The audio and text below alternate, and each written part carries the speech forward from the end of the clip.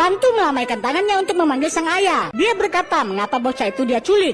Bantu menyuruh ayahnya ini untuk tenang. Seketika saja Palmiki mendapatkan panggilan telepon agar menyuruh Bantu untuk masuk dan Palmiki pun menurutinya. Akhirnya untuk pertama kali Bantu bisa memasuki rumah yang seperti istana itu dengan menculik anak dokter pribadi mereka. Baru saja tiba, Bantu melihat ibu kandungnya menutup pintu kamar. Gindal menawarkan Bantu bekerja untuknya dengan gaji besar. Pekerjaan Bantu cukup menemani Gindal setiap hari. Kemudian Bantu menerima pekerjaan itu. Bantu kemudian menanyakan perkembangan kasus ayahnya yang ditusuk itu. Gindal menjelaskan jika polisi tidak memiliki bukti apapun, padahal pelakunya sudah jelas orang bernama Sarang.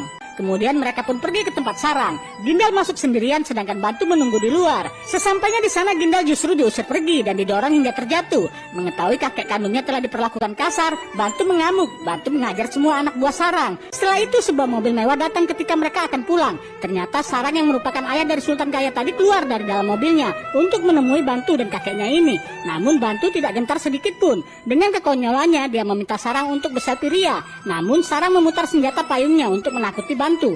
Melihat itu, Bantu berkata agar dia jangan ceroboh lagi dengan menusukkan payung itu kepada Randip yang sekarang adalah bosnya. Sarang hanya tersenyum sinis mendengar itu. Kemudian mereka pun pergi dari sana meninggalkan Sarang yang terlihat sangat dendam. Sepulangnya dari sana, Randip juga memuji Bantu atas apa yang telah dia lakukan. Tapi Bantu bilang kalau dia akan selalu menjaga mereka. Melihat kedekatan mereka, istri Randip sendiri kurang peduli. Sehingga Randip mengatakan bahwa pertarungan tersulit dalam hidupnya adalah menghadapi keluarganya sendiri. Mendengar itu, Bantu jadi mengerti betapa tersiksanya sang ayah. Keesokan hari saat Gindal memeriksa laporan keuangan, kenapa pengeluaran mereka sangat besar. Kemudian Bantu mulai membongkar korupsi yang dilakukan mereka kepada Gindal. Mengetahui perbuatan mereka terbongkar, Kailas dan adik iparnya ini langsung kabur keluar dari ruangan itu. Yasu yang melihat itu bertanya kepada ayahnya, apa yang sudah terjadi? Gindal menjelaskan bahwa mereka telah mengkorupsi uang perusahaan. Siapa yang memberitahumu? Tanya Yasu. Bantulah yang mengatakannya. Lalu Yasu meragukan Bantu kalau dia sudah berkata yang benar. Lalu istri Kailas datang untuk mendekat. Yasu bilang bahwa tidak mungkin saudara laki-lakinya itu mencuri uang perusahaan keluarganya sendiri.